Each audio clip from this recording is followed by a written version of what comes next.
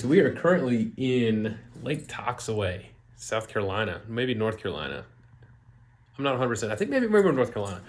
Here for a work trip for the week, doing some training with some people. Uh, just did my first, technically, this is my first day of my training block for the full Ironman in September. We just did a 1.1-ish mile swim, right around 2,000 yards or so. It was incredible. The water, it was just wetsuit perfect to where it was cold, but it was not too cold. It was phenomenal. I went and swam with one of my coworkers. It was a super great time. I am fired up. This place is gorgeous. So probably gonna go for a run tomorrow, I think is what's on my plan. It's whatever's on the plan we're gonna do tomorrow. So super excited for that. And I am ready to get rolling with Ironman training. Do a little 7-mile loop today in zone 2. Trying to get after it. Alrighty. Just finished a 6.96 mile run at 10:31 per mile. Hottest day of the year by far. Super muggy. Oh, I'm exhausted. I'm gonna go get some food and go home. So easily.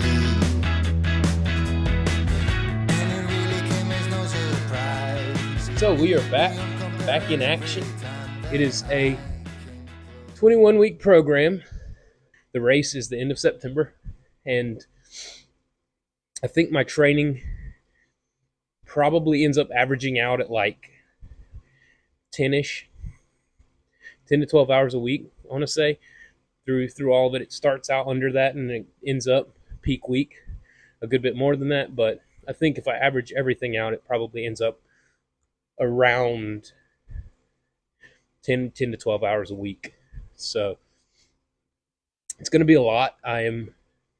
My wife is full-time school, and it is a bear. So that was the original reason that we even moved up here, was for that. And so that is quite a big chunk of our time is spent just making sure everything's good to go with that. And I have a full-time job, obviously, and that is pretty consuming. I mean, I'm super thankful for my job. It allows me to be able to go run and stuff at lunch breaks and whatnot, but I still work all the time. So, and then, of course, I have a daughter, 4-year-old daughter, and I don't want to waste any of her precious childhood not being present. So I am also blending as much time as I can. I am also scheduling as much time as I can to work around all of that. So I think a lot of my workouts are probably going to move to the morning. Right now, I tend to do all my stuff in the evening once everybody's kind of finished with their stuff. But especially on the weekends, the way that this training block works, this plan works, generally through the week, I do like a workout a day. But then on the weekends, Saturdays and Sundays, I will do big long workouts, or generally speaking, it's actually 2 workouts. So it'll be a long run and a long swim, or a long bike and a long run, or whatever, but it's generally 2 long workouts on Saturday and Sunday. So I believe that those will probably have to be in the morning, because we are generally very busy on the weekends as well. So I will have to probably squeeze a lot of that into morning time. I was talking to one of my coworkers today.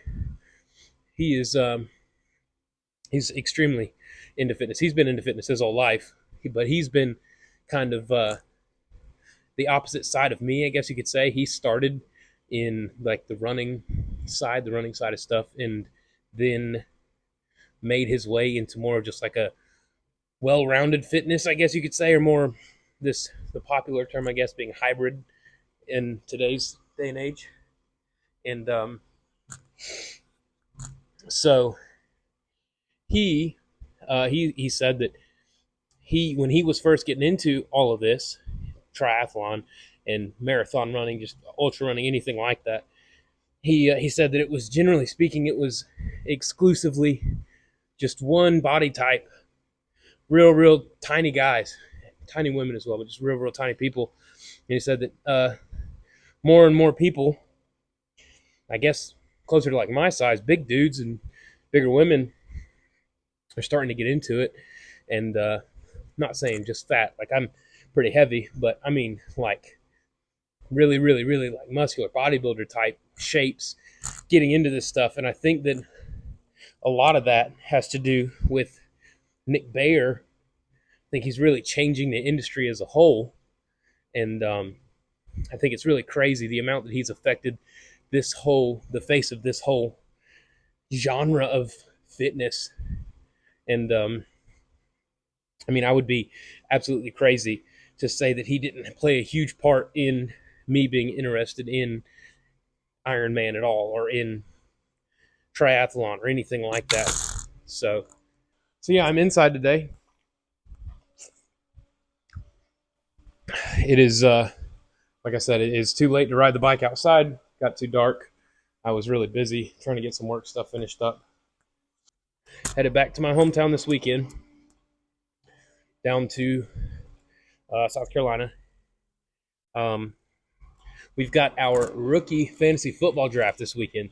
Super excited about that. That is probably my biggest guilty pleasure is fantasy football. I am an absolute fantasy football freak. So I am ecstatic that we've got a 12-man dynasty league, all friends and family, and we are doing this is actually our first year. So we've been doing the league for a few years. This is our first year that we decided to start. Well, technically we started last year. We started a dynasty league. So this is our first time doing a rookie draft. We've got all of our regular players already, so this will be our very first time doing a rookie draft, and I'm super excited. My work requires me to do a ton of Excel work and data analysis and stuff like that. So naturally that kind of carries over into my hobbies, and so I've built this super comprehensive, ridiculous data sheet that just has every single stat you can imagine all spread out for all of the rookies coming in. And it won't even be that useful for the draft, but it's super enjoyable for me. So that's really why I did it. Yep. So we'll be back in town. Probably going to smoke a pork butt. That's kind of my go-to. I'm going to use my buddy's smoker. We're doing it since I don't live down there anymore. I used to host the parties at my house, but I don't live down there anymore, so we're not going to get all 11 other people to come up here. So we hosted at one of my buddy's houses. He's going to let me use a smoker, and we'll smoke up a pork butt, and we'll have a good time. I've been thinking about a new tri-suit. The one that I had, I think, is going to be the wrong size by the time I get to the race. So I'm trying to do some research on a good tri-suit. I liked the one that I had, where it was a short sleeve to around mid-arm, mid-body. It was around here.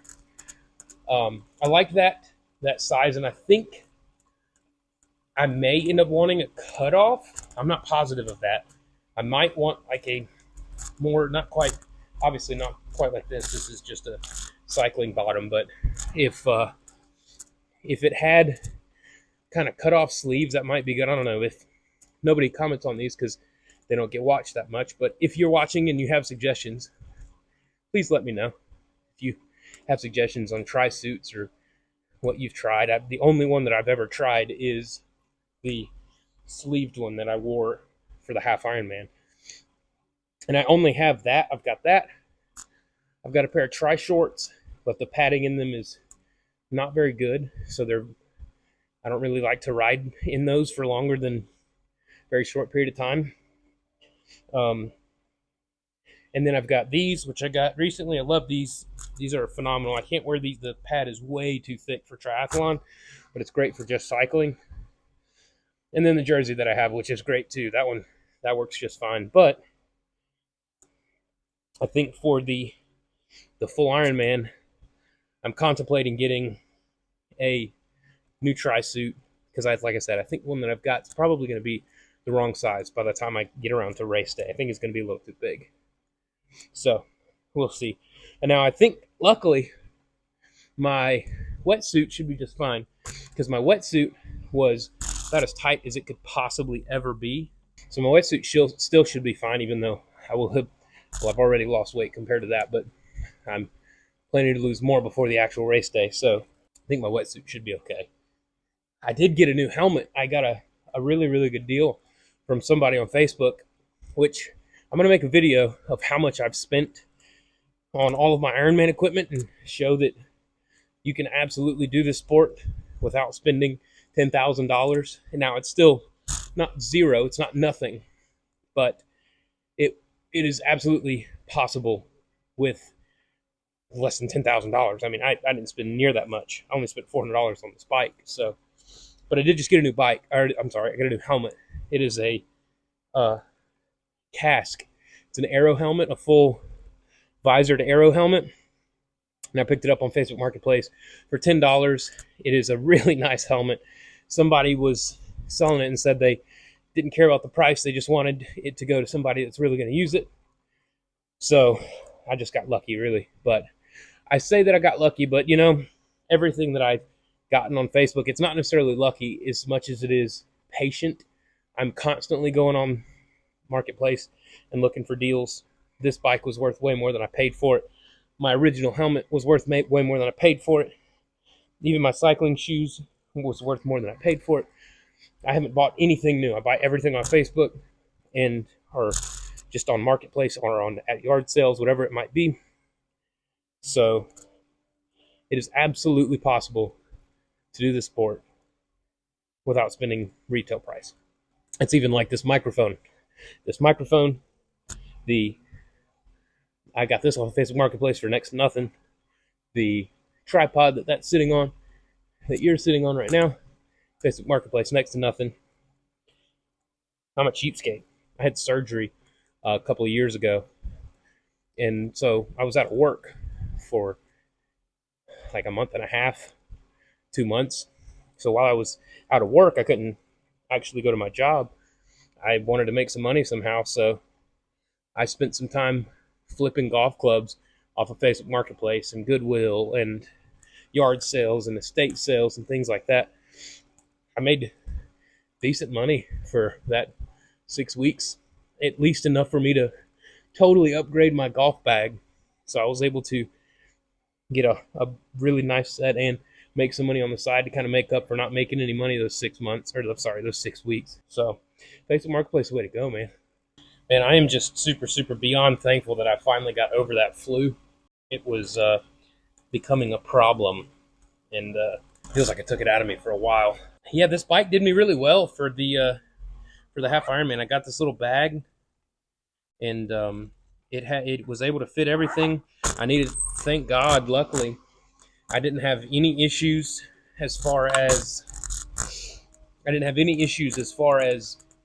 mechanical issues. I didn't blow any tires. I didn't have no serious mechanical issues. I had some human mechanical issues because my legs stopped working for a little bit, but as for my equipment, I didn't have any issues. But yeah, I had enough room for my gels and stuff in there.